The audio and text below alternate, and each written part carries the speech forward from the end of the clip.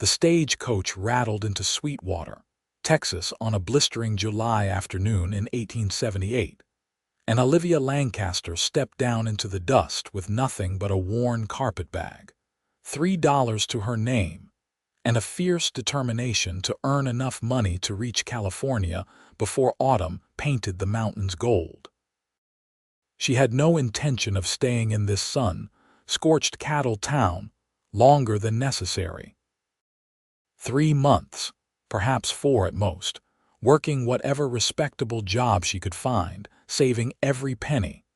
And then she would board another stage heading west to San Francisco, where her cousin had written of opportunities for women with gumption and good sense. Sweetwater was merely a waypoint, a necessary pause in her journey toward a better life, nothing more. The town sprawled before her in shades of brown and dusty yellow, buildings weathered by relentless Texas sun and wind. Cattle lowed in distant pens, and the smell of livestock mixed with the scent of hot earth and something cooking that made her empty stomach clench. She had eaten nothing but dried biscuits since leaving Austin 2 days prior, rationing her meager supplies. "Miss, you need help with anything?" A weathered man in a vest asked, tipping his hat. His kind eyes crinkled at the corners. "I am looking for the telegraph office," Olivia said, straightening her spine despite her exhaustion. "And perhaps you might know if anyone in town needs help." "I can keep books, sew, cook, clean, teach children their letters." The man scratched his jaw thoughtfully. "Telegraph office is just down the main road there, next to the general store. As for work, you might try talking to Mrs. Henderson at the boarding house.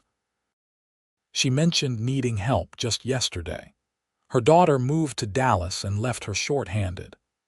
Olivia thanked him and made her way down the dusty street, her boots leaving small prints in the powdery earth.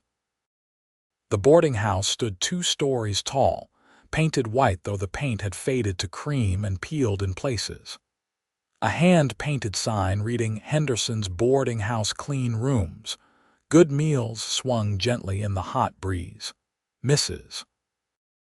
Henderson proved to be a stout woman in her 50s with sharp eyes that assessed Olivia from head to toe in 3 seconds flat. "You look half-starved and road-weary, but your clothes are clean and mended neat and you speak proper. Where are you from?" "Tennessee originally, madam." "Most recently Austin, before that St. Louis." Olivia kept her voice steady, professional. She had learned long ago that desperation showed weakness, and weakness got you taken advantage of. "I understand you might need help with your establishment." "My daughter Clara ran off and got married, Mrs. Henderson said, leading Olivia into a tidy kitchen that smelled of bread and something savory bubbling on the stove. "Left me with 8 rooms to manage, meals to cook, and laundry that never ends.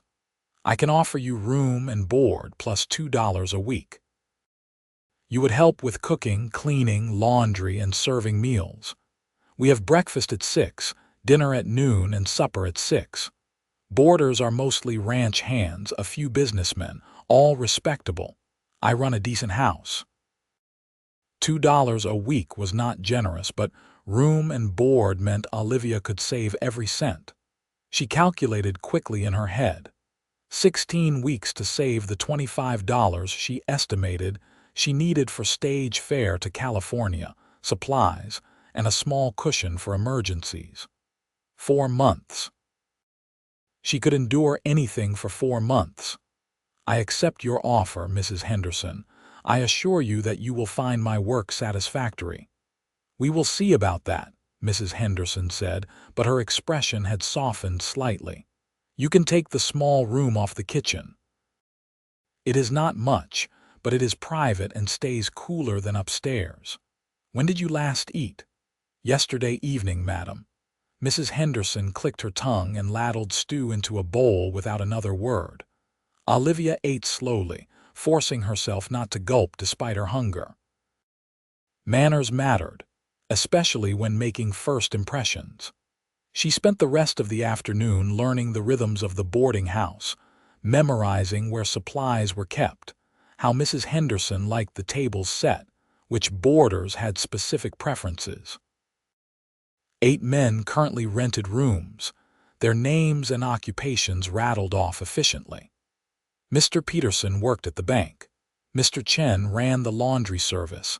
The Foster brothers worked at the lumber yard, and 4 cowboys from the Double N Ranch rotated in and out depending on their work schedule. The ranch hands are out working most days, Mrs. Henderson explained as they prepared supper together. But they are here for meals when they are in town. The Double N is owned by the Norwood family. Old Mr. Norwood passed 2 years back, and his son Owen runs the place now. You will likely meet him eventually. He comes into town for supplies regular enough. Olivia filed the information away without much interest.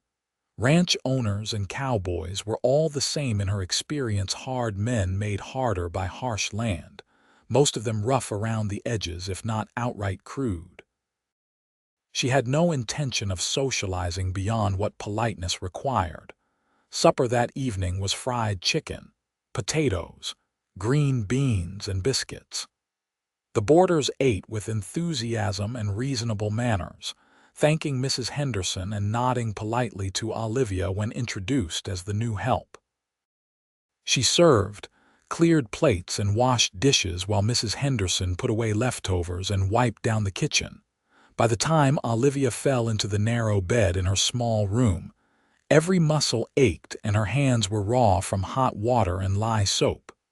But she was clean, fed, and employed. In the morning, she would go to the telegraph office and send word to her cousin in San Francisco that she was on her way, just delayed a few months. She fell asleep calculating. 16 weeks, 112 days, and then freedom. The routine of the boarding house quickly became familiar. Olivia rose before dawn to help prepare breakfast, spent mornings cleaning rooms and doing laundry, prepared and served dinner at noon, spent afternoons mending linens or helping with whatever tasks Mrs. Henderson assigned, then cooked and served supper before cleaning the kitchen and falling into bed exhausted. It was hard work, but honest, and Mrs. Henderson proved fair if exacting. The older woman noticed everything but also praised good work when it was done. By the end of the first week, she had increased Olivia's pay to $2.50, saying she worked harder than her own daughter ever had. "You are saving for something, Mrs.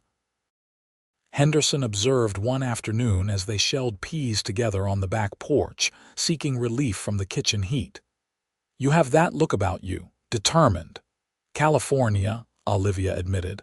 "I have family there, better opportunities."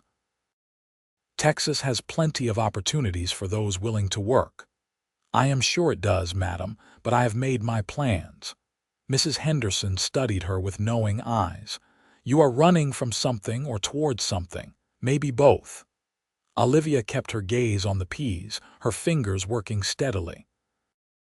"I am simply moving forward with my life."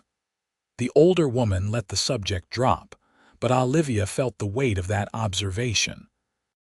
She was indeed running from something, from a stepfather who drank and had wandering hands, from a mother too weak to protect her, from poverty that ground people down to nothing, from a life that offered no hope of anything better. And she was running toward something too, toward possibility, toward a place where she might make something of herself, toward a future she controlled. 3 weeks into her employment, Olivia was serving dinner when a man she had not seen before walked into the dining room. He was tall, probably around 26 or 27, with sun-darkened skin and dark brown hair that curled slightly at his collar. His clothes were clean but worn, the clothes of a working man, and he moved with the easy confidence of someone comfortable in his own skin. "Owen," Mrs. Henderson greeted him warmly. "I have not seen you in 2 weeks. I was beginning to think you were avoiding my cooking." "Never that, Mrs. Henderson," the man said, his voice deep and warm with genuine affection. "We have been moving cattle to the north pasture. Just got back to town this morning." His gaze shifted to Olivia and paused. "You must be the new help I heard about." "This is Miss Lancaster," Mrs. Henderson said. "Olivia, this is Owen Norwood. He runs the Double N Ranch, biggest spread in the county." "Madam," Owen said, removing his hat and nodding to Olivia. "Mr. Norwood," she replied politely, her tone professionally distant. She turned back to Mrs. Henderson. "Shall I serve dinner now? Please do." Olivia was aware of Owen Norwood's eyes following her as she brought out platters of pot roast, potatoes, carrots, and fresh bread. She kept her expression neutral, her movements efficient. In her experience, men who stared either wanted something or were trouble, often both. The boarders ate and talked, their conversation ranging from cattle prices to the upcoming town social to politics. Olivia listened with half an ear as she served and cleared, gathering information about the town and its rhythms. Knowledge was useful, even if she was only passing through. "Miss Lancaster," Owen said as she refilled his coffee cup, "Mrs. Henderson tells me you are from Tennessee originally." "Yes, sir. Beautiful country. I passed through there during the war after it ended. Green everywhere, so different from Texas." Olivia had been a child during the war, but she remembered the hardship, the hunger, the way her mother had cried when her father had left and never returned. She had no desire to discuss those memories with a stranger. "Texas has its own beauty," she said neutrally, though privately she found the landscape harsh and unforgiving. "It does," he agreed. "Though it takes time to see it, I suppose. How are you finding Sweetwater?" "It is a perfectly adequate town, Mr. Norwood. Now, if you will excuse me, I need to bring out the pie." She retreated to the kitchen, irritated by the flush of heat in her cheeks. There was nothing wrong with the man being polite, nothing wrong with simple conversation, but she had no interest in encouraging attention from anyone in this town. She was leaving, and the sooner everyone understood she was just passing through, the better. "Owen seems taken with you, Mrs. Henderson observed quietly as they washed dishes later. He was merely being polite. Owen Norwood does not make conversation with people unless he is genuinely interested. He is not one for idle chat. Then I am sure his interest will fade quickly enough when he realizes I have nothing interesting to say." Mrs. Henderson made a sound that might have been a laugh. "Something tells me you have plenty interesting to say when you choose to say it." Over the following weeks, Owen Norwood appeared for meals more regularly than Mrs. Henderson had indicated was his habit. He always spoke to Olivia when she served, always polite, always respectful, asking about her day or commenting on the weather or the food. She kept her responses brief and courteous, maintaining professional distance.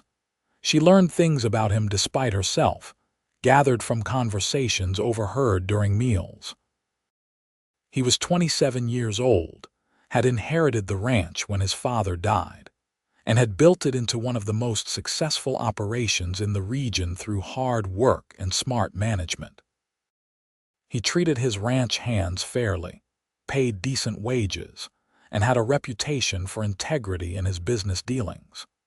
People in town clearly respected him, none of which mattered to Olivia, who was now 6 weeks into her stay in Sweetwater and counting down the days until she had saved enough to leave. "There is a town social this Saturday," Mrs. Henderson mentioned one morning as they kneaded bread dough. "Music, dancing, food. Most everyone in town attends. You should go." "I have nothing appropriate to wear to a social, and I would rather save my money than spend it on frivolities." "You have been working yourself to the bone for 6 weeks without a single afternoon off. A few hours of enjoyment would do you good." "I am content with things as they are, Mrs. Henderson."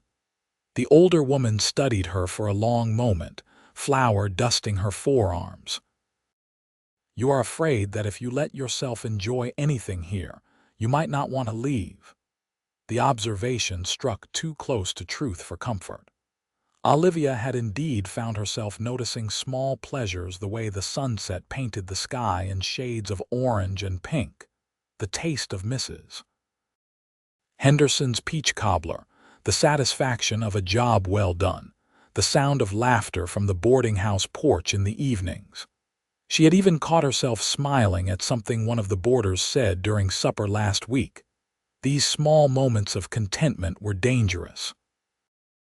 They made her forget why she was here, made her forget that this was temporary, made her forget that she had plans and dreams that had nothing to do with a dusty cattle town in Texas. "I am not staying," she said firmly. "There is no point in forming attachments." "Life is what happens while you are making other plans," Mrs. Henderson said, returning her attention to the dough. "But you will figure that out in your own time, I suppose." Saturday arrived hot and clear. In the late afternoon, Mrs. Henderson shooed Olivia out of the kitchen, insisting she at least walk around town and get some fresh air.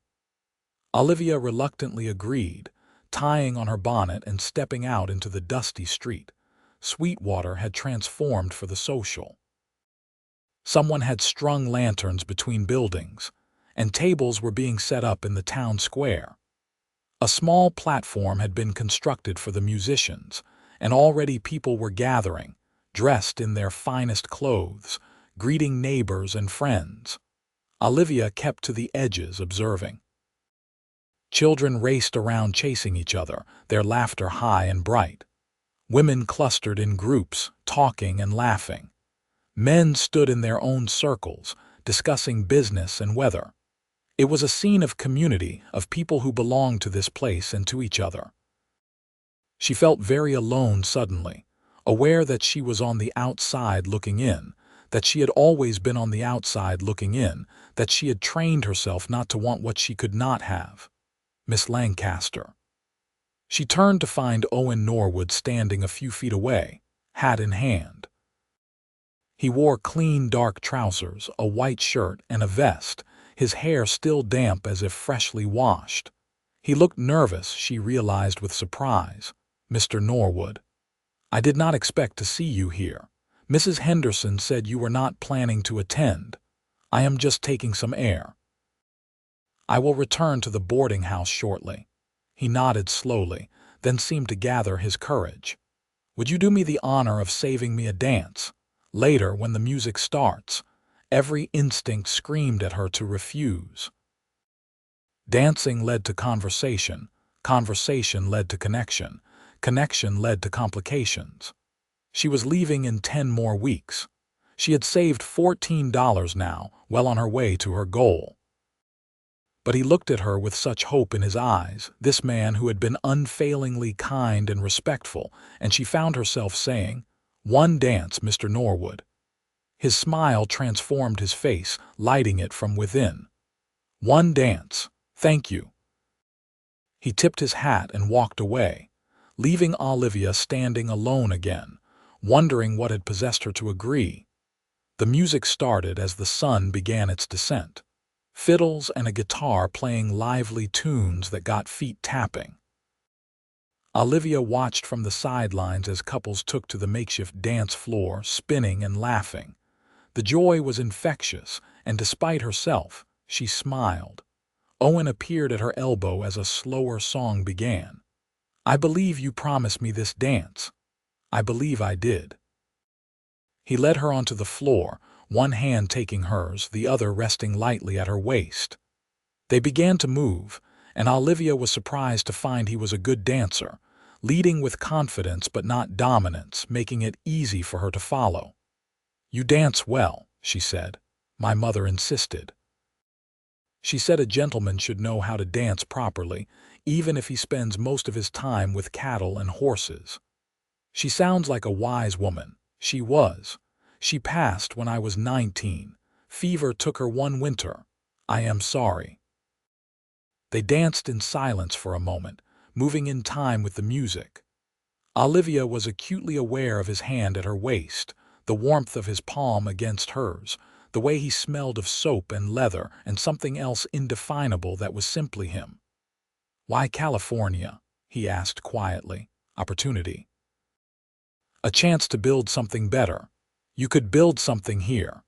"I have no interest in building something in Sweetwater, Mr. Norwood. I'm only here temporarily." "So you have said. But sometimes plans change. Mine will not." He looked at her for a long moment, something unreadable in his eyes. "I think you are afraid." "Excuse me." "I think you are afraid that if you let yourself care about anything or anyone, you will get hurt. So you keep moving, keep running, keep telling yourself that the next place will be better." Anger flashed through her, hot and defensive. "You know nothing about me or my life, Mr. Norwood. You are right, I do not. But I know something about fear. I know what it looks like when someone builds walls to keep people out." The song ended. Olivia stepped back, breaking contact. "Thank you for the dance." She walked away quickly, her heart pounding, furious at him for seeing too much, furious at herself for feeling anything at all. She made her way back to the boarding house, ignoring Mrs. Henderson's knowing look, and retreated to her small room. That night she lay awake for a long time, Owen Norwood's words echoing in her mind. She was not afraid. She was practical. She was planning for her future. She was doing what she needed to do to survive and thrive. But deep in the darkness, in the quiet honesty of her own thoughts, she admitted that perhaps he was right. Perhaps she was afraid. Afraid of trusting, afraid of hoping, afraid that if she let herself want something and it was taken away, she would not survive the loss. Better to want nothing. Better to keep moving. Better to never let anyone close enough to hurt you. She fell asleep with tears on her cheeks, mourning something she could not name. The next morning, Olivia threw herself into work with renewed determination. She was polite but distant during meals, efficient in her duties, and spent any free time in her room, sewing or reading a battered book she had borrowed from Mrs. Henderson's small collection. Owen Norwood did not return to the boarding house for 3 days. When he finally appeared for supper, he was polite and distant, mirroring her own demeanor. He did not seek her out for conversation, did not ask personal questions, simply ate his meal and left. Olivia told herself she was relieved. This was better. This was what she wanted. They could coexist in the same space without complications, and in a few more weeks, she would leave and never think of him again. But she found herself listening for his voice during meals, found her gaze seeking him out despite her best intentions, found herself disappointed when he did not appear for 2 days, then 3. "You are being a stubborn fool, Mrs. Henderson said bluntly one afternoon as they preserved peaches in the sweltering kitchen. "I do not know what you mean." "Yes, you do. That man is half in love with you already, and you are too scared to admit you feel something for him too." "I am leaving in 9 weeks, Mrs. Henderson." What would be the point of encouraging an attachment? The point would be that you are alive and human and deserve to be happy. The point would be that chances for real connection do not come along every day. The point would be that Owen Norwood is a good man who could give you a good life if you let him. I do not want a life in Sweetwater. You want California because it represents something, not because you actually know what is there. You are chasing an idea, not a reality. Olivia felt tears prick her eyes and blinked them away fiercely. "You do not understand." "I understand better than you think. I ran away too, once upon a time. Ran from a bad situation, ran toward something I thought would be better. Ended up here, married Mr. Henderson, and you know what I found. That home is not a place. Home is where you let yourself belong. And if I let myself belong and it all falls apart, if I let myself care and it gets ripped away, what then?" Mrs. Henderson's expression softened. Then you hurt and you heal and you keep living. That is what people do. But if you never let yourself care about anything, you are not really living at all. You are just surviving, and survival is not the same as living. The older woman squeezed Olivia's shoulder gently and left the kitchen, leaving her alone with the peaches and her tumultuous thoughts. That night, a commotion outside woke Olivia from restless sleep. She heard voices shouting, the sound of running footsteps. She dressed quickly and emerged from her room to find Mrs. Henderson already in the hallway, wrapping a shawl around her shoulders. "What is happening?" "Fire at the livery stable," Mrs. Henderson said grimly. "Everyone able-bodied will be helping to put it out and keep it from spreading." They hurried outside to find half the town gathered. Bucket lines formed from the town well to the burning building. Flames licked at the wooden structure, sending sparks into the night sky. Horses screamed inside, terrified. Without thinking, Olivia joined the bucket line, passing water-filled buckets forward and empty ones back. Her arms burned with effort, her dress soaked with spilled water, but she kept going. Everyone kept going. Then she saw Owen. He was not in the bucket line. He was running toward the burning stable, a wet cloth tied over his mouth and nose. "The horses," someone shouted. "Owen is going for the horses." Olivia's heart lurched into her throat. She watched, frozen, as he disappeared into the smoke-filled building. Time seemed to stretch and bend. Seconds felt like hours. The flames grew higher, the heat intense even from where she stood. Then a horse burst from the stable, eyes rolling white with fear, Owen leading it by a rope. He passed it off to someone and plunged back inside. He emerged again with another horse, then another. 4 horses saved. "That is all of them," the livery owner shouted. "Owen, get out of there. The roof is going to collapse." But Owen did not emerge. Olivia's hands clenched so hard her nails cut into her palms. The crowd murmured anxiously. The fire roared, consuming the building with terrible appetite. Then, finally, Owen staggered out, coughing, his clothes singed, supporting another man who hung limp in his arms. "The livery owner's teenage son," someone said. He had been sleeping in the loft and had been overcome by smoke. They laid the boy on the ground. Someone who knew doctoring checked him, pressed on his chest, breathed into his mouth. Long moments passed. Then the boy coughed, sputtered, and gasped in air. A cheer went up from the crowd. The bucket lines continued working, and slowly, painstakingly, the fire was beaten back and finally extinguished. The stable was destroyed, reduced to charred timbers and ash, but it had not spread to other buildings. The horses were safe. The boy was alive. Olivia found herself pushing through the crowd, searching for Owen. She found him sitting on the edge of the water trough, coughing, his face black with soot, his hands burned. "You fool," she said, her voice shaking. "You could have died." He looked up at her, and even through the soot she could see surprise in his eyes. The horses needed help. The boy needed help. "And if the roof had collapsed on you, if you had been overcome by smoke, but I was not." He coughed again, wincing. "I am fine." "You are not fine. You are burned and you breathed in too much smoke." She grabbed his arm, gentler than her sharp words suggested. "Come on.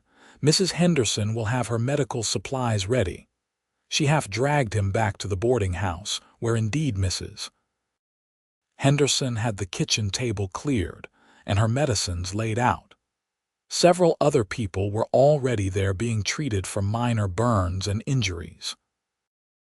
Olivia found herself taking charge of Owen's care, cleaning the soot from his face with gentle hands, applying salve to the burns on his hands and forearms, making him drink water to soothe his raw throat.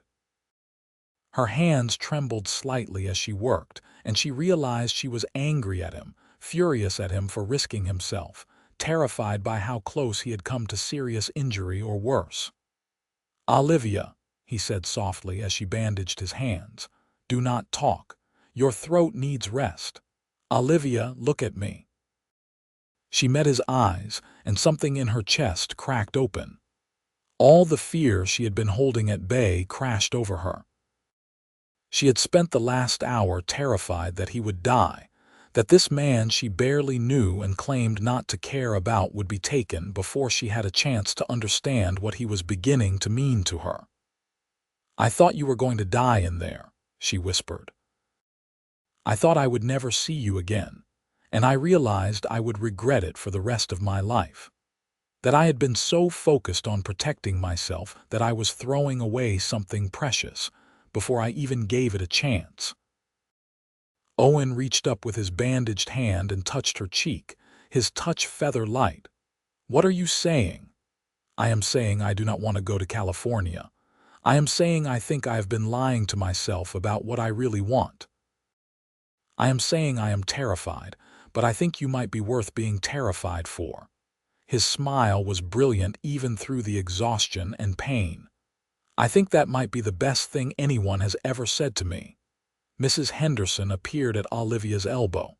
"Owen Norwood, you need to rest. You can take Mr. Peterson's room. He is away visiting his sister. Olivia, make sure he is settled, then get some rest yourself. We all need it." Olivia helped Owen upstairs, supporting him when he swayed slightly from exhaustion and smoke inhalation. She got him settled in the room, made sure he had water within reach, and turned to leave. "Stay," he said. "Just for a few minutes. Talk to me." She hesitated, then pulled a chair close to the bed and sat. "What would you like me to talk about? Tell me about Tennessee. Tell me what you are running from." So she did. In the quiet darkness, with the smell of smoke still clinging to both of them, she told him about her father dying in the war, about her mother remarrying a man who seemed kind at first but became cruel when he drank, about the fear that had lived in her stomach like a stone for years, about running away at 17 with nothing but determination, and the address of a distant cousin in California who had once written her mother a letter full of hope and possibilities. "I have been running for 3 years," she said quietly, "taking work where I could find it, always moving west, always thinking the next place would be better, safer, somewhere I could finally stop being afraid. And now I think maybe I have been carrying my fear with me everywhere I went. Maybe it was not about the place at all." Owen reached for her hand with his bandaged one, clumsy but earnest. "You do not have to be afraid anymore, not here, not with me." "How can you promise that?" "You cannot control what happens. People leave or die or change. Life falls apart. You are right. I cannot promise nothing bad will ever happen, but I can promise I will be here through whatever does happen. I can promise I will do my best to build something good with you if you will let me. I can promise that choosing to stay, choosing to trust, choosing to hope does not make you weak. It makes you brave." Olivia felt tears slip down her cheeks. "I do not feel brave. Bravery is not the absence of fear. It is moving forward despite the fear." He squeezed her hand gently.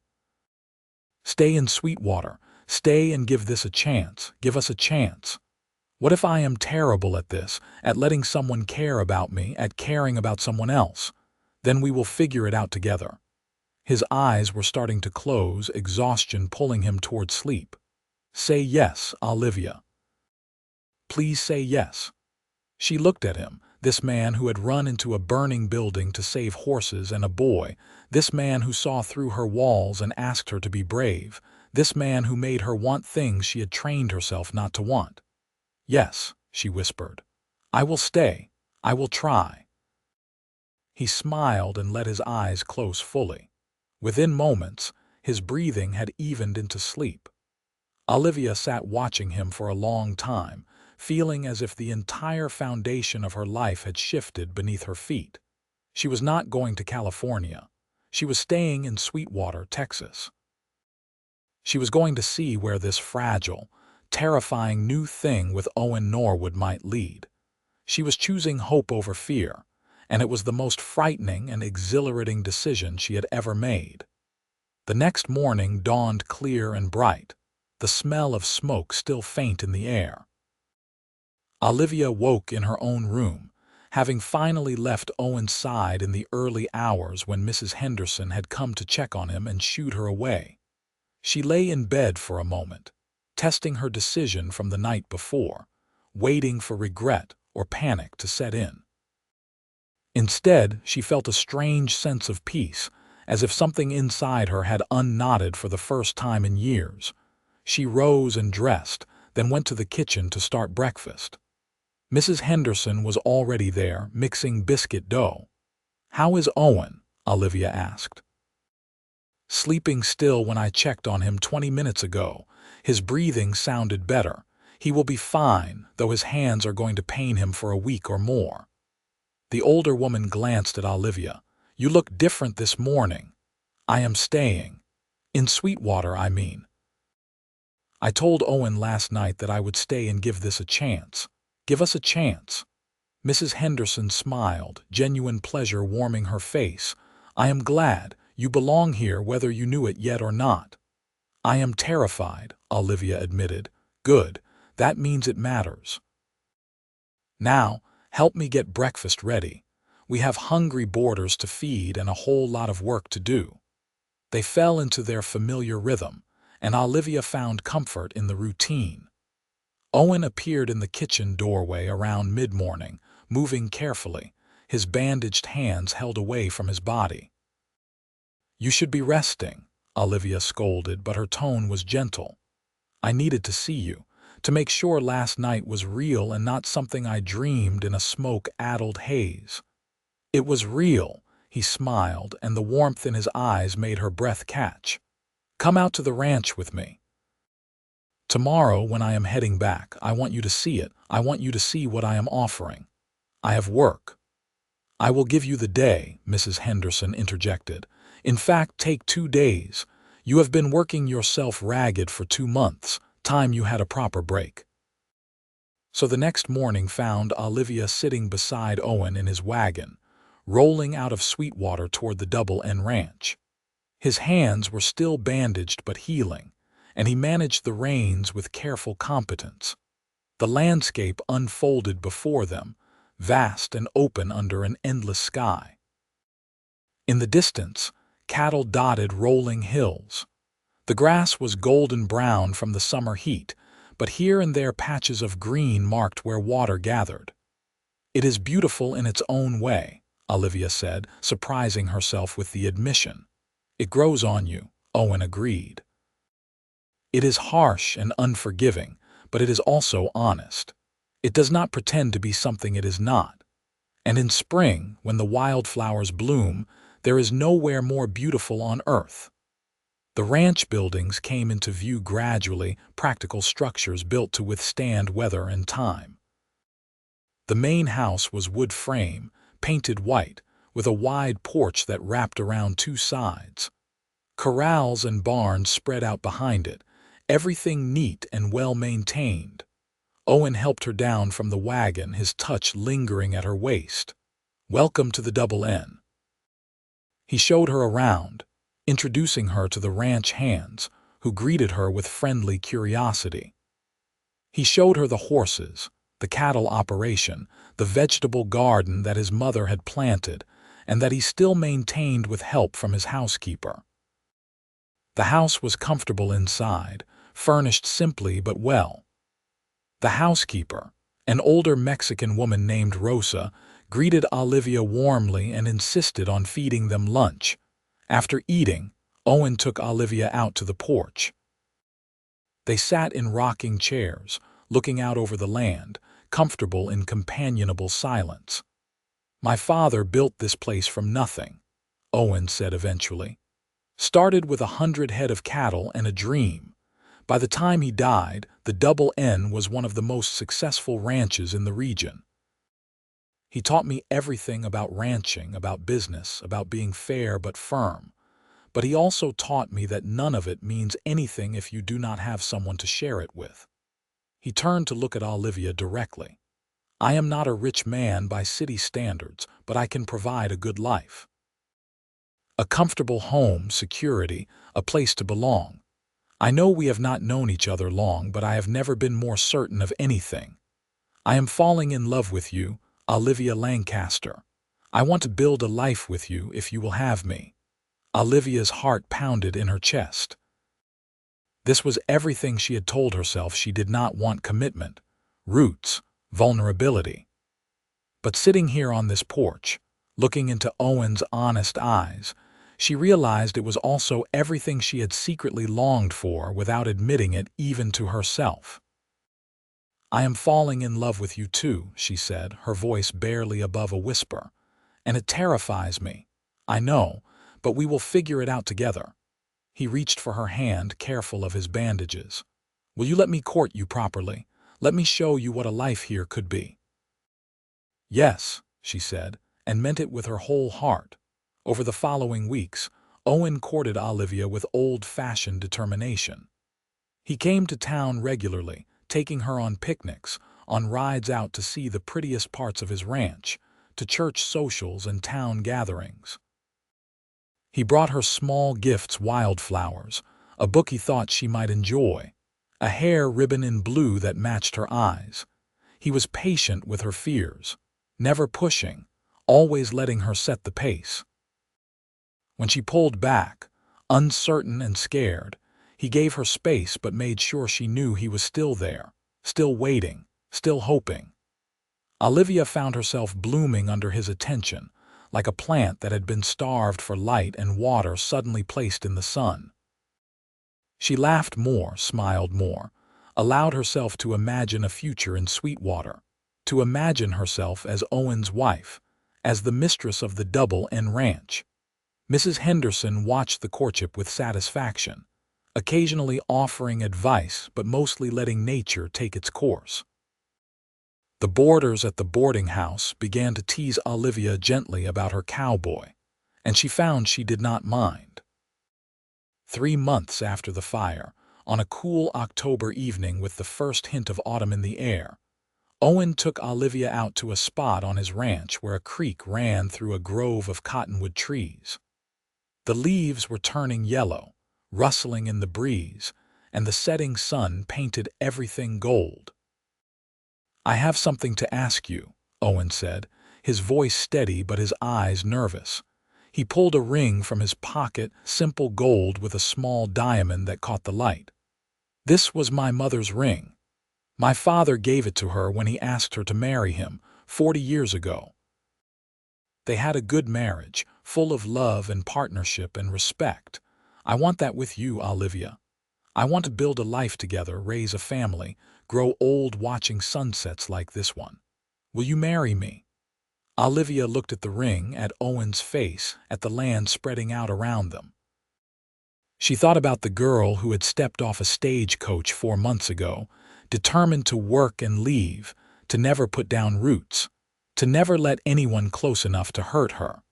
That girl was gone, transformed by love and courage and the choice to stop running. "Yes," she said, tears slipping down her cheeks. "Yes, I will marry you." Owen slipped the ring on her finger, then pulled her into his arms and kissed her with a tenderness that made her heart ache with joy. When they finally pulled apart, both of them were smiling through tears. "I love you," she said, the words coming easily now. "I love you so much. I love you too. You are the best thing that ever happened to me." They married 6 weeks later in the small church in Sweetwater, with half the town in attendance. Olivia wore a simple white dress that Mrs. Henderson had helped her make, altered from a gown that had belonged to the older woman's own daughter. Owen wore his best suit and looked at Olivia as if she were the most precious thing in the world. Mrs. Henderson cried happy tears. Rosa from the ranch cried happy tears. Most of the women in attendance cried happy tears. Even some of the ranch hands looked suspiciously misty-eyed. The preacher pronounced them husband and wife, and when Owen kissed his bride, the church erupted in cheers and applause. The reception was held at the ranch, with tables set up outside and food enough to feed an army. There was music and dancing, laughter and joy. Olivia danced with her new husband under the stars, surrounded by people who had become friends, who had become her community, who had become her home. "Happy?" Owen asked, spinning her gently. "Happier than I ever thought possible," she answered honestly. "Good, because this is just the beginning." Married life suited Olivia in ways she had never imagined. She took to running the ranch household with the same efficiency she had brought to working at the boarding house. But now it was for herself, for her home, for her family.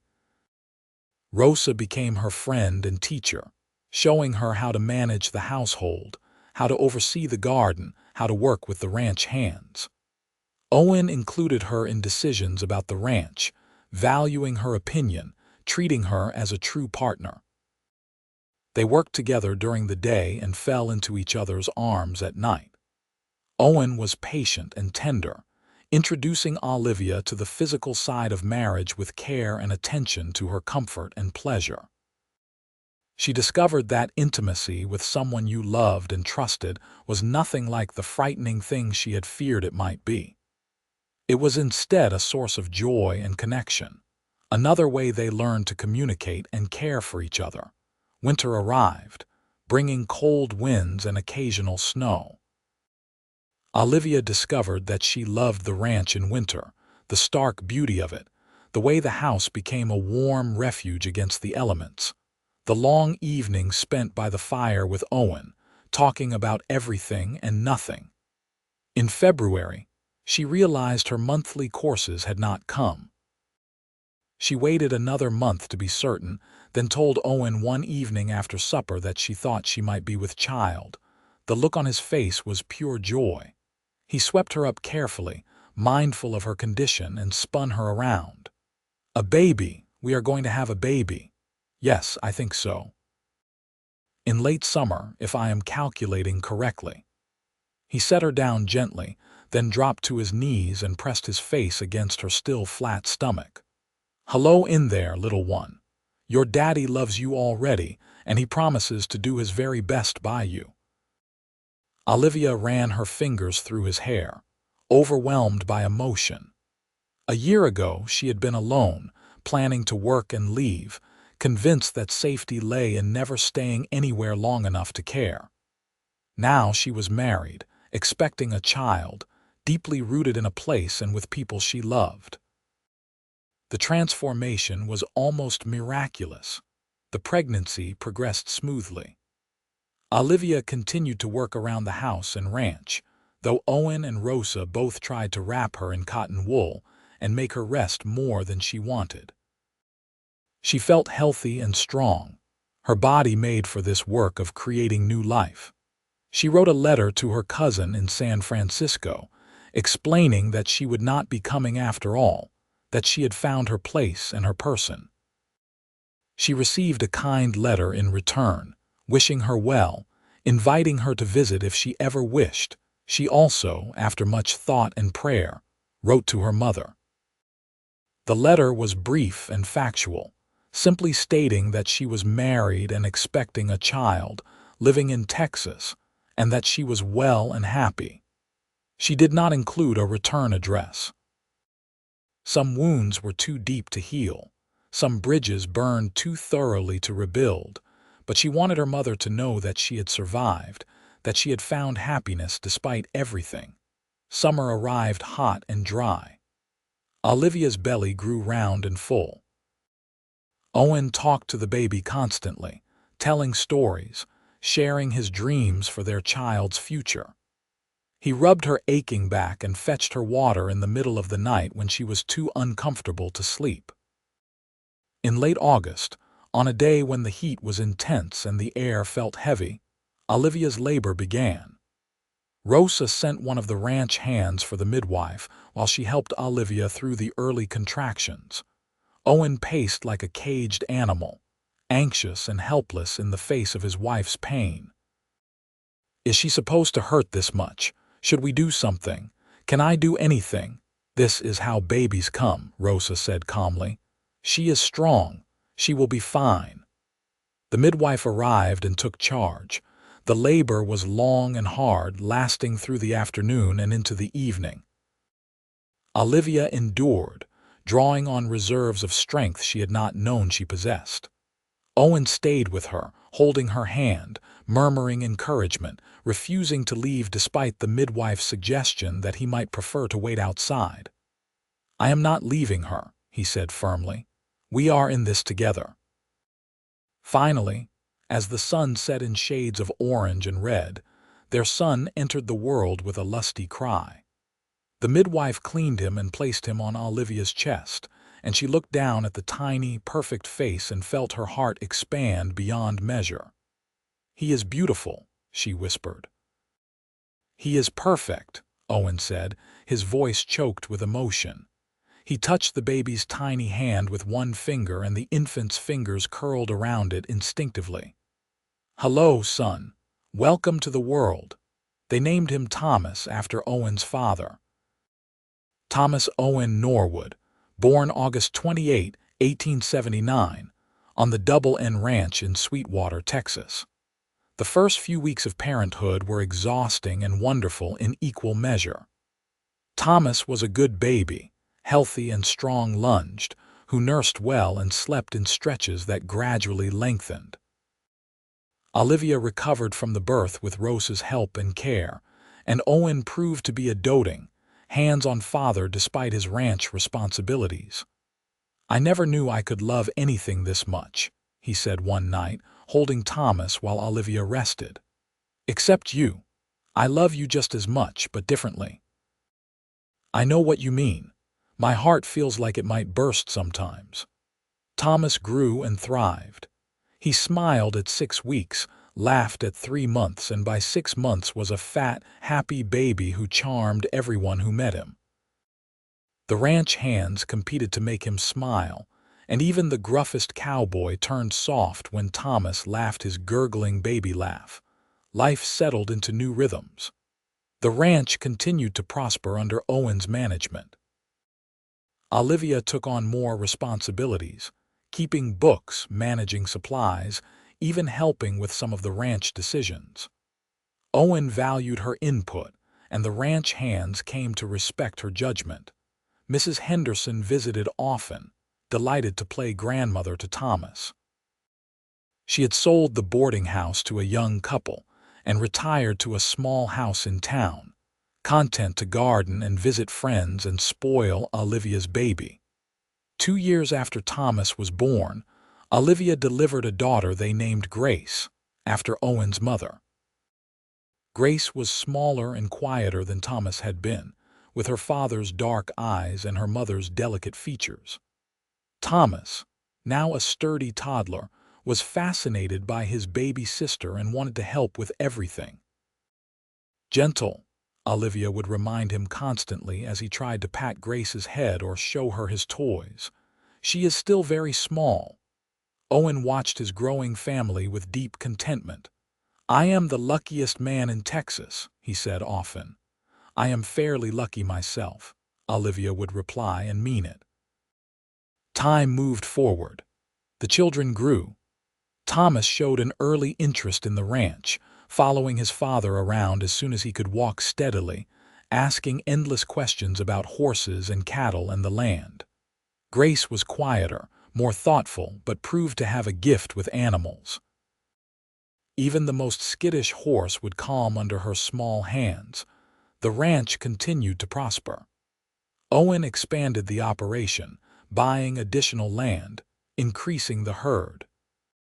He was respected throughout the region as a fair and honest rancher, and the Double N became known for quality cattle and good business practices. Olivia found fulfillment in ways she had never imagined back when she was a frightened young woman planning to work and leave. She loved being a mother, watching her children grow and learn. She loved being Owen's partner, working alongside him to build something lasting. She loved the rhythm of ranch life, the connection to the land and seasons, the sense of community in Sweetwater. She had put down roots so deep that she could not imagine being torn away. When Thomas was 5 and Grace 3, Olivia discovered she was pregnant again. This pregnancy was harder than the first two, with more sickness and fatigue, but she carried the baby to term and delivered another son in the spring of 1884. They named him James, and he was the image of his father, with the same dark hair and strong features. Owen cried when he held his second son for the first time, overwhelmed by gratitude for the family he had been given. "3 healthy children," he said to Olivia as she recovered. "You have given me everything I ever wanted and so much more." "We gave each other everything," she corrected. "I would never have had this life if you had not been brave enough to see past my walls and patient enough to wait for me to tear them down. I would have waited forever. I know. That is why I love you."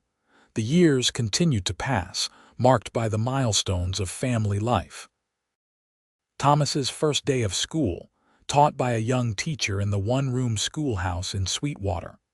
Grace learning to ride before she was 4, fearless and confident on the gentlest mare. James's first words, first steps, first everything. The ranch hands came and went, though a core group remained loyal to the Double N for years. Rosa stayed, becoming as much family as employee, beloved by the children and indispensable to the household. Mrs. Henderson passed away peacefully in her sleep in 1886, at the age of 73. Olivia grieved the loss of the woman who had given her a chance when she was desperate, who had become a friend and mentor and the closest thing to a mother she had known since leaving Tennessee. "She would be proud of you," Owen said, holding Olivia as she cried. "Proud of the life you have built, the woman you have become." "I hope so. I owe her so much," she knew. "She told me once that you were like the daughter she always wished Clara had been. She loved you." The knowledge brought comfort. Olivia made sure Mrs. Henderson was buried properly, with a stone that read "Beloved Friend and Mentor" beneath her name and dates. Life continued its forward march. The children grew taller, smarter, more capable. Thomas at 10 was already working alongside his father on the ranch during summer, learning the business from the ground up. Grace at 8 could outride most of the ranch hands and had a way with horses that bordered on uncanny. James at 5 was the family charmer, able to talk his way out of trouble with a smile and quick wit. Owen and Olivia grew older together, their love deepening with time and shared experience. They had weathered hard times, drought years when the grass turned brown and brittle, harsh winters that took a toll on livestock. A terrible fever that swept through the region one year and claimed several lives, though thankfully none of their family. Through it all, they held together. Owen's steady strength was Olivia's anchor, and her intelligence and determination were his support. They were true partners, facing whatever came together. In 1890, when Thomas was 12, Grace 10, and James 7, Olivia discovered with surprise that she was pregnant again. She was 31 years old and had thought her childbearing days might be behind her. "Another adventure," Owen said when she told him, his face lighting with joy despite her concerned expression. "I am getting older. Childbirth is always a risk. We will be careful. We will make sure you have the best care, and if you are worried, we can talk about it." But Olivia found that, despite her concerns, she was happy about the new baby. Their family felt complete, but there was always room for more love. This pregnancy was her easiest, with little sickness and good energy throughout. In early spring of 1891, she delivered a daughter they named Hope, because that is what the baby represented: hope for the future, hope for continued blessings, hope for all the good things still to come. Hope was a happy baby with Olivia's blonde hair and Owen's dark eyes, a striking combination. Her older siblings doted on her, even Thomas, who was at the age where he might have considered a baby sister beneath his notice. The Double N Ranch in 1891 was a thriving operation spanning thousands of acres with hundreds of head of cattle. Owen employed a dozen ranch hands year-round, more during peak seasons. The ranch house had been expanded over the years, with additional bedrooms for the growing family and modern improvements as they became available. Olivia looked around her home, at her children, at her husband, and sometimes still felt amazement that this was her life. That the frightened young woman who stepped off a stagecoach in 1878 planning to work and leave had instead found everything she never knew she needed. You ever wonder what your life would have been like if you had gone to California? Owen asked one evening as they sat on the porch watching the sunset. It was a rare moment of quiet, all four children occupied elsewhere. Sometimes, Olivia admitted, but I cannot imagine it would have been better than this. I think I would have kept running, kept searching, and never found what I was looking for because what I was looking for was never a place. It was belonging, it was love, it was home. Do you ever regret staying? Not for a single moment. You gave me reasons to put down roots forever, and they are the best roots I could have asked for. You, the children, this life we have built together, it is everything. Owen took her hand, their fingers interlacing comfortably after years of practice. You gave me just as much. I was just going through the motions before you arrived, running the ranch because it was what I was supposed to do. You gave me purpose beyond work. You gave me a family, a real home, something worth fighting for. They sat in comfortable silence, watching the sun paint the sky in brilliant colors. The sound of children's laughter drifted from inside the house, and somewhere in the distance, cattle lowed their evening song. Thomas was growing into a fine young man, responsible and hardworking, already showing signs of the rancher he would become. He would inherit the double N someday, and Olivia knew it would be in good hands. Grace was bright and fierce, with a love of learning that matched her love of horses. She talked about becoming a teacher someday, or maybe a rancher herself. In 1891, such dreams for a young woman were unusual but not impossible, and Olivia encouraged her daughter to reach for whatever she wanted. James was still young, but already showed a quick mind and charm that would serve him well in whatever he chose to do. He loved people and stories, and Olivia sometimes wondered if he might become a lawyer or politician someday. Hope was still a baby, her future unwritten, but she was surrounded by love and would grow up knowing she was wanted and cherished. The years continued their steady march. Seasons changed, children grew, the ranch evolved with changing times and technologies. Owen's hair began to show silver at the temples, and Olivia found lines at the corners of her eyes, earned from years of squinting into the Texas sun and smiling at her family.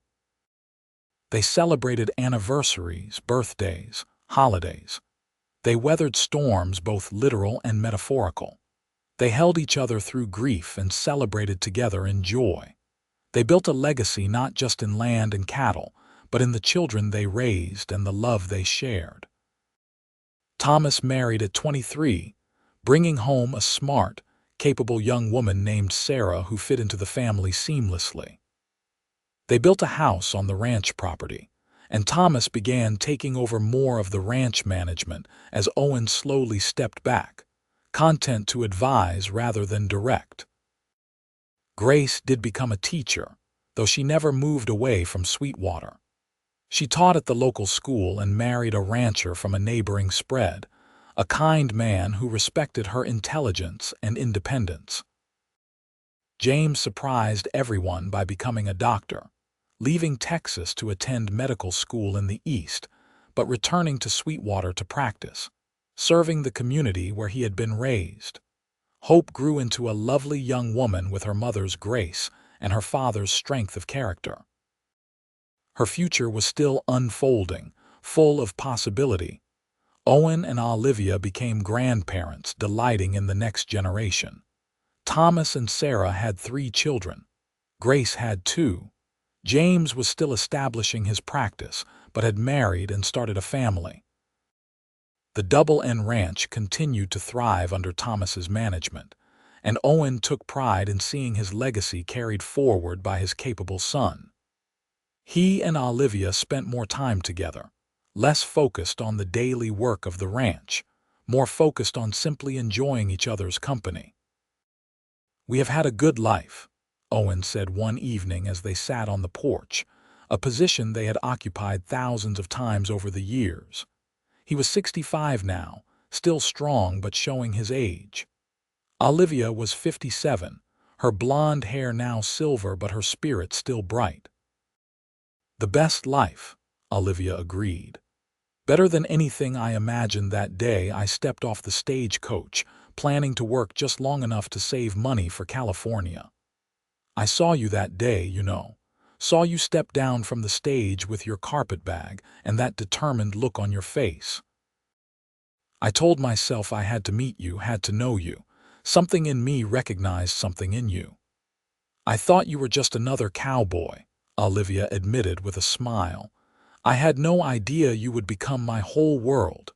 I am glad you gave me a chance. Glad you were brave enough to stay.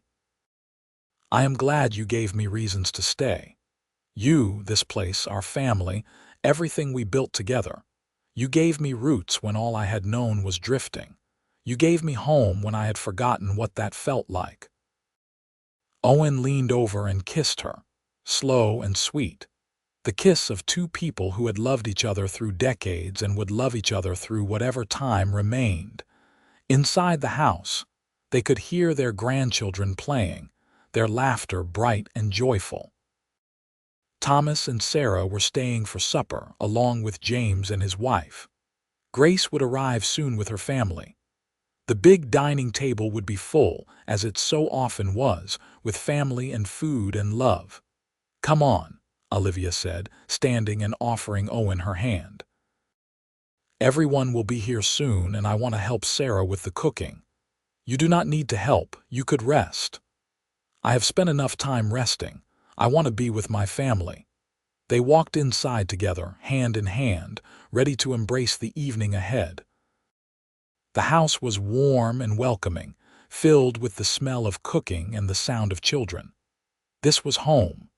This was everything. Olivia looked around at the life she had built, at the family surrounding her, at the man beside her who had seen through her defenses and loved her anyway. She thought of the frightened girl she had been, running from pain and fear, convinced that safety lay in never staying, never caring, never hoping for more than survival. That girl would be amazed by this life, by this love, by the roots that had grown so deep and strong that nothing could shake them. She had planned to work and leave. The cowboy had given her reasons to put down roots forever. And in doing so, he had given her everything that mattered: belonging, purpose, love, home, and a legacy that would continue long after they were gone. The evening unfolded with the comfortable chaos of a large family gathering. Grandchildren ran through the house, adults talked and laughed, food was served and shared. Owen caught Olivia's eye across the crowded table and she smiled back, her heart full beyond measure. This was what happiness looked like. This was what it meant to choose courage over fear, to choose trust over self-protection, to choose love over isolation. This was home, and it was everything.